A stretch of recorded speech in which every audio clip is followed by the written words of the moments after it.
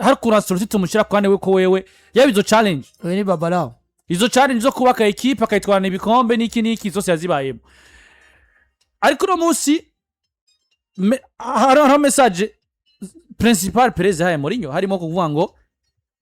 dukeneye equipe nziza mu kibuga no muri vestiaire mugabo kandi dukeneye equipe itwara ibikombe muga tukatubona ngo ni muri dushaka kumara mu bamenyereza babiri canke batatu beza baciye muri projet za Real Madrid mugabo kandi hari ico bitwa ibikombe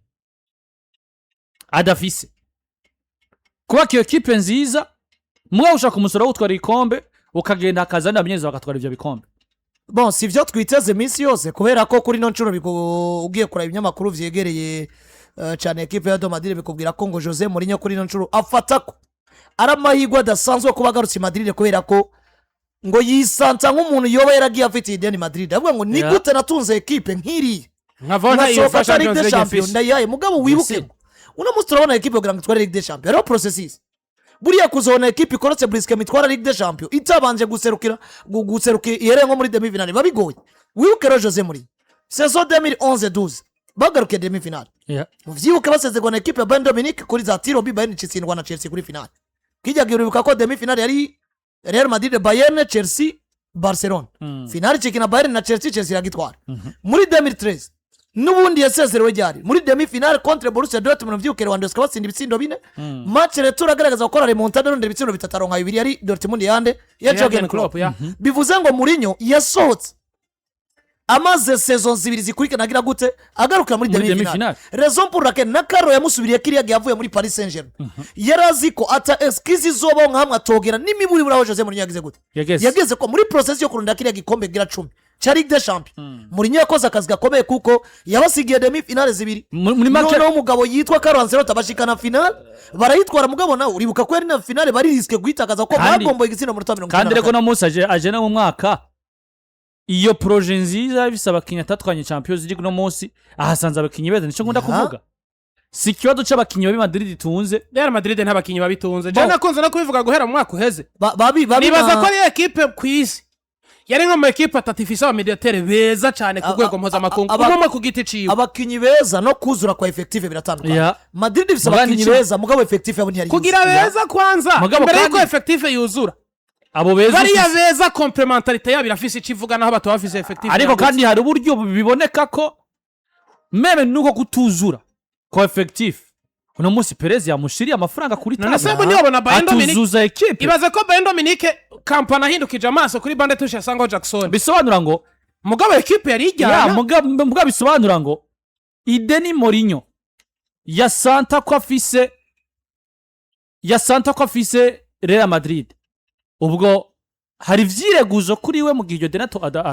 atorgishura il faut voir premièrement kuko ngo Mourinho agahabwa abantu bakinyi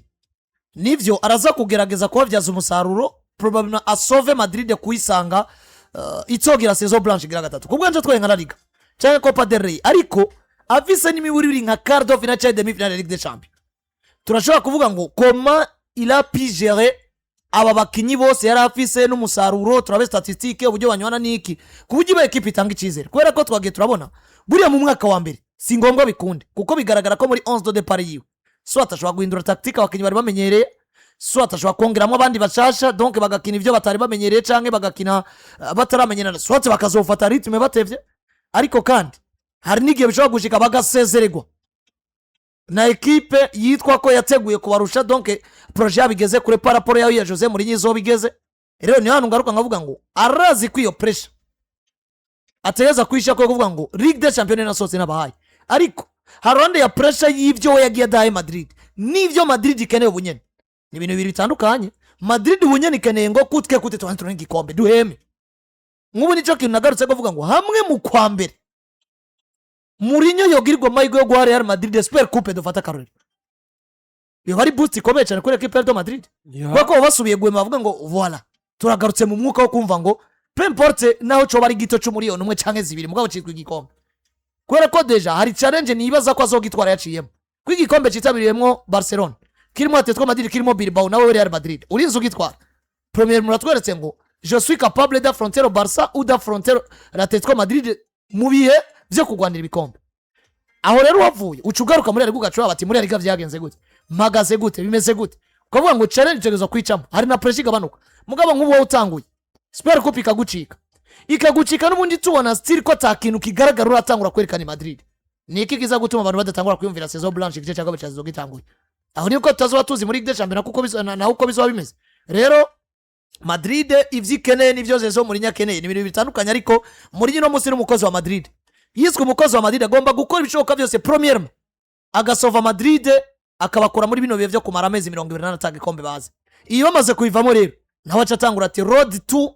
Jose Mourinho ivyo atagize gute ata equipe de Madrid ariho caturaba ati iyi Madrid muri saison zibiri zeze bagarukiye muri Champions League sezeze bagarukiye quarto final batsinzwe na equipe yande ya Bayern Munchen kandi ubona ko Real Madrid ku nguvu zayo yari yakoze ibishoboka byose bakoze ibishoboka byose ko Gene waseze ko huitième de finale ntivyari kunangaza kuko huitième de finale nibaza ko baronso ba adversaire agende kayitwa Benfica aza kubagora bivaye n'uburebere bw'umumenyereza gusumba inyubako n'inguvu Benfica yo bifise uno munsi j'imagine Jose Mourinho rero nawe afise Real Madrid contre nkubagagirwa amayigo yo gura n'aba adversaire bagende ka huitième de finale na quart de finale umusanga muri dem hari inzira re gucamo ugasanga biragendeka none nk'inzira ya Arsenal muri UEFA Champions League baciyemo uri Real Madrid ufise Jose Mourinho ufise aba Jude ba Mbappe n'abandi hari excuse ufise wowe sigura abantu gutse ko ugirwa amayigo yo kwisanga imbere ya Liverpool ndafata karo huitième de finale uvuye kwa Liverpool uje kwa Sporting n'imiburiburu kananirwa kugera demi finale kugira ngo wa front Atletico Madrid niki kintu rero ariko ndavuga ndabona feedback y'abantu tutahurije ko ako sina ngombwa ngo tugihurize ko mugabo yamvuze ngo Real Madrid ifise aba mediateur beza cohesion zero mugabo individuellement equipe itunze umukinyi nka Fede kwisi ninke equipe itunze umugabo nka Jude Bellingham individuellement ninke equipe itunze Tchouameni ninke mugabo kumva izina Tchouameni equipe itunze ardagurere mu meneur doje ko mwakwezera kinye cyane kumva ngo gutunga Tchouameni na Jude Bellingham na Federico Valverde simpaka cohesion ikunda cohesion ishobora kwanga wowe ikinishiriza Gavina na Bernard na dufate na Casado ukamusumba ibiharuro ufise Federico Valverde na Tchouameni na Jude bivanye n'intunganyo za equipe ingene yubatse mugabo no muzi nkuko uri kurabivuga nimba ushaka gutunga mu mediateur yifatira Manchester City mu gahanga yitwa Federico Valverde akayibwira ngo witwa Manchester City genda gusakambura ibitsindo bitatu abataka babuze biriya Fede yakoze Tchouameni yo bikora nta gitangaza gihari biriya Fede yakoze Jude Bellingham yo bikora nta gitangaza gihari nubwo bwizere bwa mediateur ba Real Madrid ariko ndavuga rero n'umugabo witwa Jose Mourinho yinjiye muri equipe ifise abakinyi beza ahubwo wagisigaye kumva ngo hari utuntu two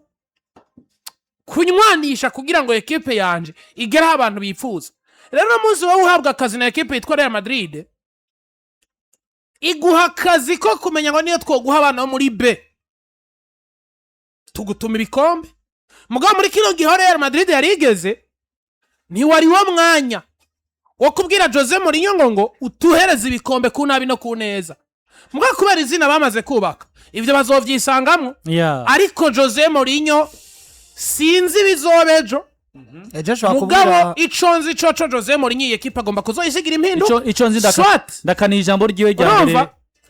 agomba kuzoyisigira impinduka swat ziri positif swat ziri negatif agasiga abakinyi bacanyemo kuko Mourinho ndamuzi nk'umugabo ashobora gufata equipe akayibwira ngo tugomba gukina ni gute tugomba kunanizwa na mediane ya Pedri we witwa Jude Bellingham ni gute tugomba kunanizwa na mediane ya Vitinha witwa Fede iyo message umukinya kayijana mu kibuga kayikorerako ariko turanazi na Mourinho ashaka kubwira ati warananiye witwa Mbappe icara nzorya ivyo ndonse ashaka kubwira Bellingham ati hagara wiraye mukiyo hamurabe uwo bita Pedri wa Barcelona uburyo nkana n'ibikindi nigikora gusuma nabonye admira ziriya celebration za Jude ati kiriya ni kintu kwicerekana umugabo yiyizeye nivyo ubwo gusa jewe igihari ngo bababwiye ngo mwambonye ngo ndasubiye kuyikora kandi igihari nuko je nka n'ijambo rya mbere rya Mourinho ritandukanye na rya twabwiye na Alonso bya bindi bya Alonso nifuza ko abantu bose ngo bazora Madrid yakiragira ko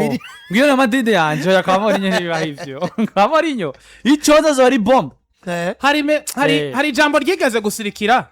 binjiza Kylian Mbappe havanga ubusatirizi ngo bwa Mbappe ngo bwa Vini ngo bwa Rodrigo na Yuda ngo abadefenseur bazokwigwaza ngo ugira gutya rero ko umuntu agakora kari agafoto ngo ndakumbuye iri jambo wenda rikumbuye Jose Mourinho ntashobora gukora babwiye ati nazanye Konate na Dumfries akataka kazokwitamwe no ugaca imirundi ikindi naconze Mourinho nta mazina akorerako ajya ma press conference ya va match negeza apana no kuyaraba ariko no kuyumviriza panga ntiyazobura match Mourinho agwanira ku kibuga aya gusa iconzi ico ujya mnyereza bwa Sociedad na bwanuze ujya mu equipe ayasege equipe kongera guhangara Real Madrid bivanye ni jambo bazovana muri vestiaire bro oya uyu ariko nka Clasico Barcelona yazonze Real Madrid Mourinho gufata amashati Afrique n'akanya gatoya erega ashaka kumuraga akavuga ati wewe muri coaching uje jyaye turi kuri twara ibikombe ku myaka 60 twari tugifise 50 45 nivyo kuri Jose Mourinho ku munsi w'ejo rero reka turabe bizogera gute ivyo kumwerekana arasezeranira iki abakunzi ba Real Madrid iraza kuba ari ishusho imeze gute kumwakira kuko biboneka ko Perez yizeye Mourinho gusa umuntu wese yaba n'amagara cyose azogura nabi yizere muri kwa Real Madrid ngo nta vy'amafiteri bibaho aronzo gashora kuba yiciwe na Real Madrid yakoresha mugana Henrique niwabonye ko Henrique yavumbura utuntu erega Henrique so menyereza atanga kuvumbura kano kuja kumenyereza equipe yiyicariye hari yicariye muri VIP twatuzo tw'abasekiri ariko rero bakamukuta muri 45 minutes 45 minutes musanga hasi ikibazo ca mbere gihari erega Henrique yaragiye kujana y'ubuzima bushasha yaramaze no kuba twa champions erega ntabitanga uno mwaka ibintu byo kuja ku munsi wa match bagira je mu gikombe c'isi c'imigwi abitanga uno mwaka ugasanga ariko yitegura amafinali yaca afata hajya mu nyimenyerezo yaca afata icuma agashira kana kacagarara hejuru y'abakinyi kabarabiriyo ati umva bakoca ari hejuru yabo atandiko ndarabutwo ati apana ibyo kurabira nivyo hejuru ndabirabe ubwo rero Mourinho nawe amwe mu bantu ngo bitezwe ku munsi w'ejo i Madrid karero turinde turabe uko bizogera mugabo kandi ngo hariya ka Madrid Nico Schotberg